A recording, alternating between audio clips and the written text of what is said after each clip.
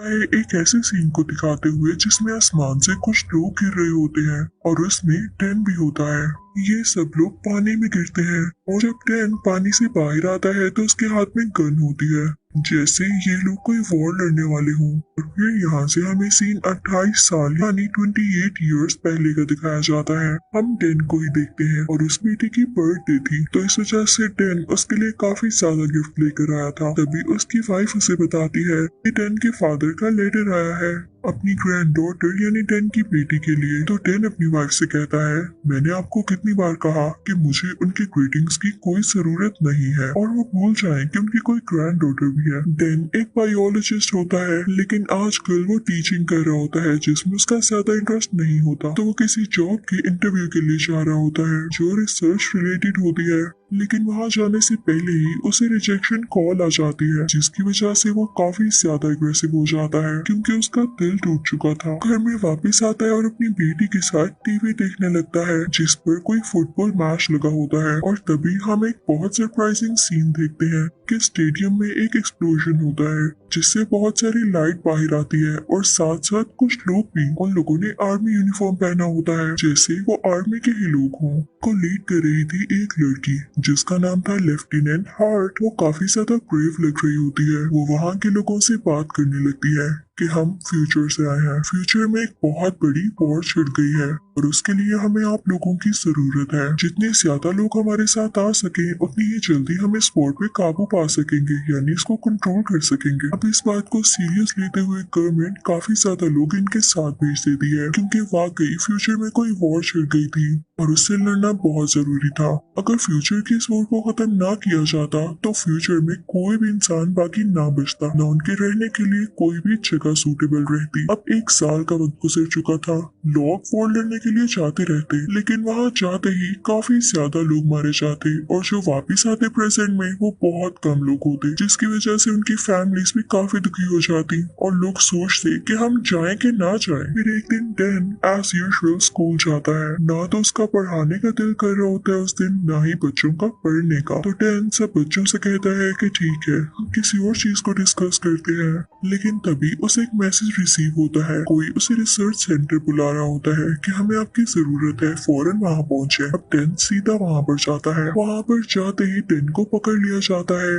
उस पर कई ज्यादा एक्सपेरिमेंट्स करने के बाद उसके हाथ के साथ एक डिवाइस फिट कर दी जाती है और उसे कहा जाता है कि आपको हमें वॉर में भेजना होगा जो कि फ्यूचर में जाकर लड़ी जाएगी क्योंकि आज से पूरे 7 साल बाद आपकी डेथ हो जाएगी। तब तक आपको अपनी पावर उस वॉर में लगानी होगी। तो डेनन सबसे कहता है आप लोग कैसी बातें कर रहे हैं, मेरी डेथ हो जाएगी और फिर भी आप लोग मुझे वहाँ पर भेज रहे हैं। तो वो लोग कहते हैं इजी रहे, आपके हाथ में जो हमने डिवाइस फिट की है इसकी वजह से हम आपको लोकेट कर लेंगे। अब डेन के पास कोई चांस भी नहीं होता कि वो उस डिवाइस को अपने हाथ से अलग कर सके, यहाँ से भाग कर जा सके। उसे अब उस वॉर में जाना ही था। वो सीधा अपनी वाइफ के पास जाता है जो कि एक थेरेपिस्ट होती है और उन लोगों के साथ डील किया करती थी या उनकी थेरेपी किया करती थी जो जंग से लड़कर वापस आते थे प्रेजेंट में। जब डेन अपनी वाइफ को बताता है कि मुझे भी चूज किया गया है, अब मैं भी फ्यूचर में जाके वॉर लड़ूंगा, मुझे बताओ मैं क्या करूं। तो उसकी वाइफ कहती है कि डेन क्या आप नहीं जानते वॉर में जाना किसी खतरे से खाली नहीं है, वो एक टॉर्चर है। और मैं जानती हूँ ना कि जब लोग फ्यूचर से वापस आते हैं तो उनकी हालत कैसी होती है।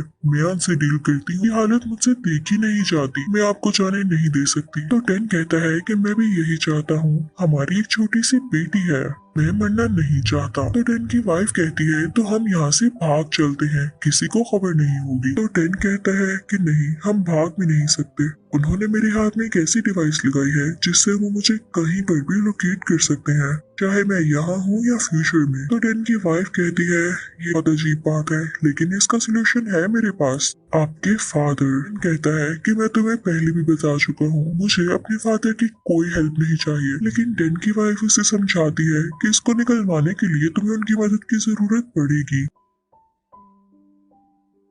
अब डेन को अपने फादर के पास जाना पड़ता है।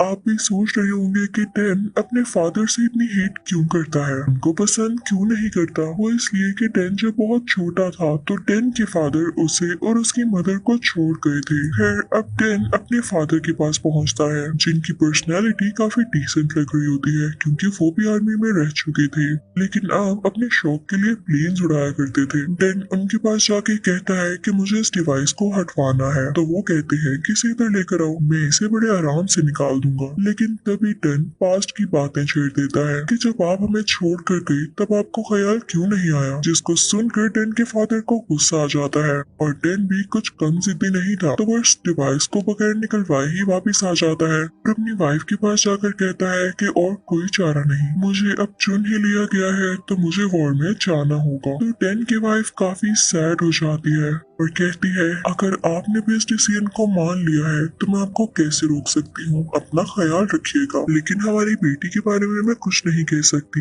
वो आपसे बहुत प्यार करती है, आप उससे जाकर पूछ ले। अब टेन सीधा अपनी बेटी के पास जाता है, वो अपनी बेटी से कहता है कि मुझे कुछ काम है और इसके लिए मुझे कई महीनों तक घर नहीं आना होगा, तो मुझे मिस तो नहीं करोगी। तो टेन की बेटी कहती है कि पापा मैं जानती हूँ आप फ्यूचर में जा रहे हैं, आपको वॉर लड़ने के लिए भेजा जा रहा है, आप जाएं क्योंकि मैं जानती हूँ यू कैन डू इट। अब टेन अपनी बेटी को गुड बाय कहता है और उसे रिसर्च सेंटर आ जाता है, जहाँ पर उनको बताया जाता है कि आगे जाके क्या क्या करना होगा। वहाँ पर टेन काफी ज्यादा लोगों से मिलता है, उनको भी वॉर लड़ने के लिए चूज किया गया था। वहाँ पर टेन की दोस्ती एक आदमी से हो जाती है जो उसको बताता है कि क्या तुमने नोट किया हम सारे लोग एक ही उम्र के हैं। वहीं पर बैठी एक लड़की काफी इंटरेस्टिंग क्वेश्चन पूछती है, वो कहती है कि अगर हमारे पास टाइम मशीन है तो हम उस टाइम में क्यों नहीं जा सकते जब ये वॉर स्टार्ट नहीं हुई थी, और हम जाकर उन लोगों को रोक सकते हैं जो हमारी दुनिया को नुकसान पहुंचाने वाले हैं। और वहाँ पर बैठा एक आदमी उससे कहता है हमारे पास जो टाइम मशीन है वो 30 साल बाद ही जा सकती है, उसका एक ही रास्ता है और हम उसको चेंज नहीं कर सकते वरना हम बहुत बड़ी मुश्किल में पड़ जाएंगे। और यहाँ पर हमें पता चलता है कि जो लोग दुनिया को नुकसान पहुंचाने वाले हैं वो कोई इंसान नहीं है, बल्कि वो काफी वियर्ड एलियंस हैं जो कि इंसानों पर अटैक करते हैं, और इन सबको एलियन से लड़ने के लिए ही भेजा जा रहा है। अब यहाँ पर कुछ दिन इनकी ट्रेनिंग होनी होती है, इसको लेके कुछ लोग एक्साइटेड भी होते हैं और कुछ लोग डरे हुए भी होते हैं। अब रात को टेन और उसका दोस्त बातें कर रहे होते हैं कि तभी अलार्म बजता है, रेड लाइट ब्लिंक होने लगती है। तभी वहाँ पर लेफ्टिनेंट हार्ट आती है और इन सबको बताती है कि बहुत बड़ी अर्जेंसी हो गई है, हम सबको अभी फ्यूचर में जाना होगा क्योंकि फ्यूचर की दुनिया में हमारी एक ही लैब है जिसमें एक रिसर्च चल रही है कि एलियंस को कैसे मारा जाए, लेकिन उन्हीं एलियंस ने हमारी लैब पर अटैक कर दिया है और हमें जाकर उन्हें रोकना होगा। अब सब लोगों को एक जगह पर इकट्ठा किया जाता है और एक एक करके फ्यूचर में भेजा जाता है। जैसे ये लोग आसमान में पहुंचते हैं तो यहाँ के सिस्टम में कोई खराबी आ जाती है, यानी टाइम मशीन में सब लोग आसमान में ही रुक जाते हैं। इनको फ्यूचर की दुनिया में लैंड होना था, लेकिन सारे लोग उस सिस्टम की खराबी की वजह से आसमान से नीचे गिरने लगते हैं। आप खुद सोचें, जो इतनी ऊंचाई इतनी हाइट से नीचे गिरे उसका गिरते ही क्या हाल होगा। अब यहाँ पे हमें वही सीन दिखाया जाता है जो कि मूवी के स्टार्टिंग में हमने देखा कि टेन और उसके साथ कुछ लोग उस पानी में गिरते हैं जहाँ से टेन बाहर आया था। वो एक स्विमिंग पूल होता है। टेन और उसके साथ कुछ लोगों के अलावा बाकी सारे लोग उसी वक्त मारे जाते हैं। ये बुरी हुई और अब इन्हीं लोगों को उन एलियन से लड़ना होगा। पर एक कर्नल आती है जो कि एक फीमेल होती है, वो टेन को बाकी लोगों का लीडर बना देती है। उनसे कहती है कि पास ही लैब में कुछ लोग हैं, उनको जाकर बचाना होगा। अब जैसे ही टेन अपनी टीम को लेकर उस लैब में जाता है तो देखता है वहाँ के सब लोग मारे जा चुके हैं और उनको किसी और ने नहीं बल्कि एलियंस ने मारा है। टेन फौरन से उस कर्नल से कांटेक्ट करता है, वो बताता है कि सब लोग मारे जा चुके हैं, अब लैब में हमें क्या काम है। तो कर्नल कहती है कि लैब में कुछ इन्फॉर्मेशन कराना है। लेकिन टेन जैसे ही आगे बढ़ता है उन हार्ड ड्राइव्स को लेने के लिए तो उससे पहले ही वो एलियंस उस पर अटैक कर देते हैं। लेकिन टेन और उसकी टीम जल्दी से यहाँ से बाहर आ जाते हैं और ये डिसाइड करते हैं कि जहाँ पर एलियंस का पूरा ग्रुप है उस जगह को बॉम्ब से उड़ा दिया जाएगा। अब टेन दूर भागने लगती है क्योंकि उस बिल्डिंग पर बॉम्ब गिरा दिया जाता है जहाँ पर एलियंस होते हैं। इसकी वजह से एलियंस मारे तो जाते हैं जो कि उस बिल्डिंग में होते हैं, लेकिन बीच में टेन और उसकी टीम के कुछ लोग जख्मी हो जाते हैं। ये सब बेहोश हो चुके होते हैं। और जब टेन की आंख खुलती है तो वो एक कैंप में होता है जहाँ पर उसके जख्मों को यानी वाउंड्स को ठीक किया गया था। उसकी टीम में से सिर्फ एक आदमी बचा था, वही उसका दोस्त। वो दोनों काफी उदास हो जाते हैं और बाहर आते हैं। बाहर एक और आदमी बैठा होता है। इनको पता चलता है कि ये फ्यूचर में 3 बार आ चुका है वॉर लड़ने के लिए। अब टेन उस आदमी से उसका नाम पूछता है तो वो अपना नाम डोरियन बताता है। टेन कहता है कि तुम 3 बार फ्यूचर में क्यों आए, क्या तुम्हारी फैमिली नहीं या तुम्हें अपनी जान खोने से डर नहीं लगता? तो डोरियन कहता है कि डर कैसा, मुझे कैंसर है और जल्दी मैं तो वैसे भी मारा जाऊंगा, तो क्यों ना वॉर में मर जाऊं। अब टेन उससे काफी इंस्पायर होता है। अब वहाँ पर वो फीमेल कर्नल टेन को बुलाकर शाबाश देती है कि आपने बहुत अच्छा काम किया है और आप हमारे लिए हार्ड ड्राइव्स को भी सेव करके लाए हैं। तो टेन कहता है कि मुझे तुम्हारी शक्ल जानी पहचानी लग रही है, तुम्हारा नाम क्या है? तो वो फीमेल कर्नल अपना नाम बताती है और कहती है मैं टेन फॉस्टर की बेटी हूँ। ईशानी ये कोई और नहीं बल्कि टेन की अपनी बेटी थी जो कि फ्यूचर में अब बड़ी हो चुकी थी और कर्नल बन चुकी थी। टेन अपनी बेटी से कहता है I am proud of you, मुझे बहुत खुशी हो रही है। वो अपनी बेटी को प्यार करने के लिए आगे बढ़ता है तो उसकी बेटी कहती है नहीं सॉरी डैड, आप यहाँ पे सिर्फ एक सोल्जर बनकर आए हैं, ये मत सोचिएगा कि आप मेरे फादर हैं तो इसलिए मैंने आपको यहाँ बुलाया। टेन को ऐसे फील होता है जैसे उसकी बेटी का बिहेवियर उसके साथ वैसा ही है जैसा टेन का अपने फादर के साथ है। पर अब टेन की बेटी यानी कर्नल कहती है कि आप ज्यादा मत सोचें, हमें अगले मिशन पर ध्यान देना होगा। टेन पूछता है कि वो क्या? तो कर्नल बताती है कि हमें वहाँ पर जाना होगा जहाँ पर फीमेल एलियंस अंडे देती हैं। वहाँ से हमें एक फीमेल एलियन को पकड़ कर लाना होगा ताकि हमें सारा कुछ पता चल सके कि ये एलियंस जीते किस पर हैं और मरेंगे कैसे।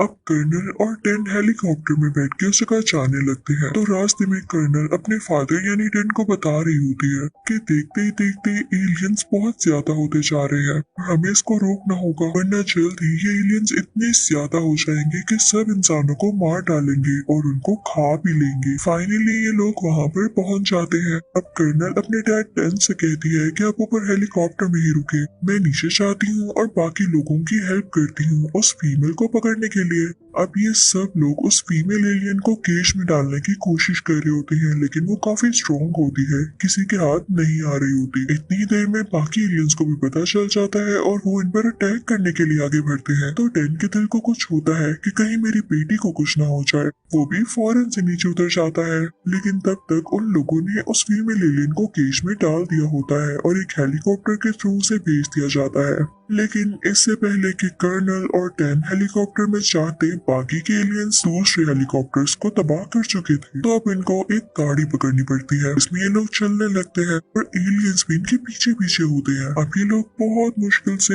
एक समंदर के पास आकर रुकते हैं। वो कर्नल कहने लगती है कि जब मैंने आपको कहा था कि आप ऊपर हेलीकॉप्टर में रहिएगा तो आप हेलीकॉप्टर नीचे लाए क्यों? तो टेन कहता है क्योंकि मैं तुमसे बहुत प्यार करता हूँ, मैं तुम्हारी मदद करना चाहता था। तो वो कर्नल कहती है बस रहने दे आप इस प्यार को। तो टेन कहता है क्या हुआ, तुम मुझसे इतनी नफरत क्यों करती हो? तो कर्नल कहती है जैसे आप अपने डैड से करते हैं, याद है जब मैं छोटी थी तो आप मुझे छोड़कर चले गए थे, उसके बाद मामा और आप में सेपरेशन हो गई और उसके कुछ ही साल बाद आपकी डेथ हो गई। मैंने आपके साथ क्या टाइम गुजारा। वहाँ पर वो दोनों काफी इमोशनल हो जाते हैं। लेकिन इस वक्त सिचुएशन काफी खराब होती है तो इन लोगों को अपने अगले मिशन को देखना था। ये लोग सीधा उस लैब की तरफ जाते हैं जहाँ पर उस फीमेल एलियन को कैद किया गया था। और वहाँ जाते ही वो कर्नल उस फीमेल एलियन का ब्लड सैंपल लेती है ताकि कोई ऐसी चीज तैयार कर सके जिससे इन एलियंस को मारा जा सके। अब वो अपने डैड यानी टेन के पास जाती है और कहती है कि इन एलियंस को मारने के लिए मैं कोई टॉक्सिन बना तो लूं लेकिन हमारे पास यहाँ इतना स्टॉक नहीं है, तो आपको वापस प्रेजेंट में जाना होगा और जो टॉक्सिन मैं बनाऊं आपको उसकी कॉपीज बनानी होगी। काफी हैरान होता है और कर्नल यानी अपनी बेटी से पूछता है कि आप मुझे क्यों भेज रही हो? कभी आप कहती हो कि आपको अपने फादर से नफरत है। तो टेन कहती है बस करें डैड, मुझे सबसे ज्यादा ट्रस्ट अपने फादर पर ही है और मैं जानती हूँ आप कर सकते हैं। याद नहीं मैंने आपको पहले भी कहा था यू कैन डू इट। जिसको सुनकर टेन काफी खुश होता है लेकिन वो अपनी बेटी से कहता है कि मैं तुम्हें यहाँ अकेले छोड़कर कैसे जा सकता हूँ, ट्रस्ट मुझे भी तुम पर है लेकिन ये एलियंस बहुत खतरनाक है। तो कर्नल कहती है कि मैं भी आपकी बेटी हूँ, मैं इनसे लड़ सकती हूँ। तो टेन कहता है कि ठीक है, मैं चाहूंगा लेकिन जल्द ही वापस आ जाऊंगा। तो वो दोनों उस जगह के लिए निकल जाते हैं जहाँ से टाइम मशीन को यूज करते हुए टेन ने प्रेजेंट में वापस जाना था। लेकिन तभी उस फीमेल एलियन को होश आ जाता है और वो जोर जोर से बोलने लगती है, जिसकी आवाज सुनकर बाकी एलियंस भी वहां पर आ जाते हैं और उन दोनों पर अटैक करने की कोशिश करते हैं। तभी एक एलियन उस कर्नल को काफी जख्मी कर देता है। टेन फौरन से अपनी बेटी के पास जाता है और कहता है कि बेटा, अब मैं तुम्हें छोड़कर नहीं जाऊंगा। तो कर्नल कहती है कि पापा, आपको जाना होगा और उन सब बातों के लिए मुझे माफ कर दें। मैं बस आपसे नाराज थी क्योंकि मैं आपसे बहुत प्यार करती थी, लेकिन अब मुझे पता चल गया है कि अब क्यों गए। मैं आज भी आपसे उतना ही प्यार करती हूँ। इसी के साथ एक एलियन कर्नल को अपनी तरफ खींच लेता है। टेन अपनी बेटी को बचाने के लिए वहाँ जंप लगाता है, लेकिन तभी टाइम मशीन में होने की वजह से वो प्रेजेंट में आकर गिरता है और जब वो होश संभालता है तो काफी ज्यादा उदास होता है क्योंकि उसे डर होता है कि कहीं एलियंस ने उसकी बेटी को मार ना दिया हो। वहाँ पर देखता है कि उसका दोस्त भी वही है। तभी वो लेफ्टिनेंट हार्ट से कहता है कि फौरन से इस टॉक्सिन की कॉपीज बनाए, मुझे इसको फ्यूचर में लेकर जाना है। मेरी बेटी मेरा इंतजार कर रही होगी और मैं तो ये भी नहीं जानता कि वो जिंदा है या नहीं, लेकिन उसका ख्वाब था कि वो ये टॉक्सिन उन एलियंस पर यूज करे और उन्हें मार डाले। तो लेफ्टिनेंट कहती है कि नहीं, अब हम फ्यूचर में नहीं जा सकते, हमारी टाइम मशीन खराब हो चुकी है। जिसको सुन के टेन काफी उदास हो जाता है। वो सीधा अपने घर जाता है, अपनी वाइफ और बेटी से मिलता है और अपनी बेटी को बहुत प्यार करता है क्योंकि वो जानता था कि उसकी बेटी बड़े होकर कितनी इंटेलिजेंट और ब्रेव गर्ल बनेगी। अपनी वाइफ को सब कुछ बताता है कि हमारी बेटी दुनिया की हीरो बनेगी। यही है वो जिसने एक टॉक्सिन बनाया है जिससे फ्यूचर में एलियंस को मारा जा सकेगा। अब टेन सीधा डोरियन के पास जाता है। वो भी प्रेजेंट में आ चुका होता है। उसके पास एक एलियन का नाखून होता है जिससे उनको पता चल सकता था कि इन एलियंस का ओरिजिन क्या है। टेन सीधा उस नाखून को अपने दोस्त के पास लेकर जाता है जो कि उसको चेक करके बताता है कि इसमें लावा की राख है। लेकिन ये वो सब जानने के लिए काफी नहीं कि इन एलियंस ने सबसे पहले कहां पर अटैक किया और मैं जिस क्लास को पढ़ाता हूँ उसमें एक ऐसा लड़का है जो हर वक्त लावा की बातें करता था। क्या पता वो हमें कुछ बता सके। अब ये सारे लोग उस बच्चे यानी स्टूडेंट के पास जाते हैं। वो बताता है कि जिस जगह लावा निकला था उसके कई साल बाद वहाँ पर बर्फबारी शुरू हो गई और इतनी ज्यादा बर्फबारी हुई कि वो लावा और उसकी राख उस बर्फ के नीचे ही दब गई और वो एलियंस भी वहीं कहीं थे जो कि उस बर्फ के नीचे ही रहने लगे। लेकिन फ्यूचर में जब सूरज की गर्म शुआओं से यानी सन रेज से वो बर्फ पिघलना शुरू हुई तो वो एलियंस भी बाहर आ गए। उन्होंने इंसानों पर अटैक करना शुरू कर दिया। वो इंटेलिजेंट बच्चा इनको सारे लोकेशन भी समझाता है। अब इनको ये बात अच्छे से समझ आ चुकी थी। अब टेन अपने साथियों को लेकर स्पेशल फोर्सेस के पास जाता है और कहता है कि हमें उस जगह जाना है ताकि हम उन एलियंस को खत्म कर सके। तो वहाँ का हेड कहता है हरगिज़ नहीं, ये सिचुएशन पहले ही काफी खराब है, मैं तुम्हें कोई भी एक्सपेरिमेंट नहीं करने दे सकता। टेन पहले तो काफी होपलेस हो जाता है, लेकिन तभी उसे ख्याल आता है कि उसके फादर को प्लेन उड़ाने का काफी शौक है और उनके पास स्पेयर प्लेन पड़ा भी होगा। टेन सीधा अपने फादर के पास जाता है और उनको बताता है कि आपकी ग्रैंड डॉटर अब एक कर्नल है। वो फ्यूचर में बहुत अच्छा काम कर रही है, लेकिन अब उसकी जान खतरे में है क्योंकि एलियंस उसे अपने साथ ले गए हैं। अगर अभी हमने एलियंस को मार दिया तो फ्यूचर में मेरी बेटी की जान को भी कोई खतरा नहीं होगा। अब क्योंकि जेम्स के फादर अपनी ग्रैंड डॉटर से बहुत प्यार करते थे तो वो मान जाते हैं कि हम सब मिल के उस जगह जाएंगे। उनके साथ लेफ्टिनेंट हार्ट भी आ जाती है जिसने टॉक्सिन की कई ज्यादा कॉपीज बना ली थी और उनकी टीम में कुछ और लोग भी होते हैं जो कि वहां पर जाकर एलियंस को मारने वाले थे। अब ये सब लोग उस जगह पहुंच जाते हैं और बर्फ को पिघलाने के लिए एक ब्लास्ट करते हैं। टेन के फादर और टेन का दोस्त बाहर ही रुकते हैं और टेन खुद बर्फ के नीचे जाकर देखता है कि एलियंस रहते कहाँ थे। इन्हें एक ऐसा रूम दिखाई देता है जिसमें काफी ज्यादा एलियंस सोए होते हैं और कई सालों बाद ये जिंदा होने वाले थे यानी एक्टिवेट होने वाले थे और लोगों पर अटैक करने वाले थे। अब टेन कहता है कि हमारे पास टॉक्सिन तो है, हम वो इन पर यूज करते हैं ताकि ये सब अभी मारे जाए और फ्यूचर में हमें तंग न करें। जैसे ही टेन और उसकी टीम ऐसा करने लगती है तो वो एलियंस काफी शोर मचाने लगते हैं, जिनकी आवाजों से बाकी सोए हुए एलियंस जाग जाते हैं और इन पर अटैक करने लगते हैं। भी वहाँ पर टेन का दोस्त उसे कहता है कि बस एक ही तरीका है इनको मारने का, ये बहुत ज्यादा पावरफुल है, हमें यहाँ ब्लास्ट करना होगा ताकि ये सब एक साथ ही मारे जाएं। तुम बाहर जाओ, इन एलियंस को यहाँ से बाहर नहीं निकलने देंगे, और अगर ये बाहर आ भी गए तो तुम इनको बाहर शूट कर देना। टेन बाहर जाता है तो उसके फादर भी वहाँ पर होते हैं और टेन को पता चलता है कि यहाँ पर एक बहुत बड़ी फीमेल एलियन है जो कि इन पर अटैक करने वाली है, और वो इनकी तरफ बढ़ने लगती है इनको खाने के लिए या इन पर अटैक करने के लिए। टेन के पास एक आइडिया आता है और वो फौरन से अपनी बेटी का बनाया गया टॉक्सिन निकालता है और उस एलियन के पाँव पर लगा देता है। वो एलियन तो जैसे तड़पने लगती है और अपना हाथ अपनी बॉडी से अलग करके फेंक देती है क्योंकि उसका हाथ जलने लगा था। ये देख के टेन को काफी खुशी होती है कि फाइनली एक ऐसी चीज मिल गई जिससे इन एलियंस को मारना आसान हो गया है। लेकिन जब टेन के फादर ये देखते हैं कि वो एलियन अभी भी नहीं मरा और टेन की तरफ अटैक करने आगे आ रहा है, तो वो अपने हाथ पर कट लगाते हैं ताकि उस खून को देख के वो एलियन उनकी तरफ आ जाए और वो भागने लगे, नीचे गिर जाए और वो एलियन भी उनके पीछे जंप लगा दे और मारा जाए। ये एक साइन था कि टेन के फादर उससे कितना प्यार करते थे और अगर वो उसे छोड़कर गए भी थे तो सिर्फ इस वजह से फ्यूचर में उनकी जरूरत थी। जैसे टेन गया, वो अपनी फैमिली को छोड़ना तो नहीं चाहता था लेकिन उसे जाना पड़ा। अब जब टेन की सारी बातें फील करता है तो उसे रिग्रेट होने लगता है। जल्दी से टॉक्सिन बाहर निकालता है और उस एलियन के मुंह में डाल देता है, जिससे वो एलियन जलने लगता है और वहीं पर खत्म हो जाता है। यहाँ हम देखते हैं कि टेन को रियलाइज हो चुका था कि उसे अपने फादर से कितना प्यार है और उससे कई ज्यादा प्यार उसके फादर को उससे है। अब वो सारे लोग सेफली अपने घर जाते हैं और टेन के साथ इस बार उसके फादर यानी उसकी बेटी के ग्रैंडफादर भी थे। वो सब एक दूसरे से मिलते हैं और बहुत खुश होते हैं और एक दूसरे से प्रॉमिस करते हैं कि कभी अलग नहीं होंगे। इसी के साथ इस मूवी की यहाँ पर हैप्पी एंडिंग होती है क्योंकि अब फ्यूचर में भी कुछ खराब नहीं होने वाला था। आई होप आपको एक्सप्लेनेशन अच्छी लगी होगी। Thank you for watching.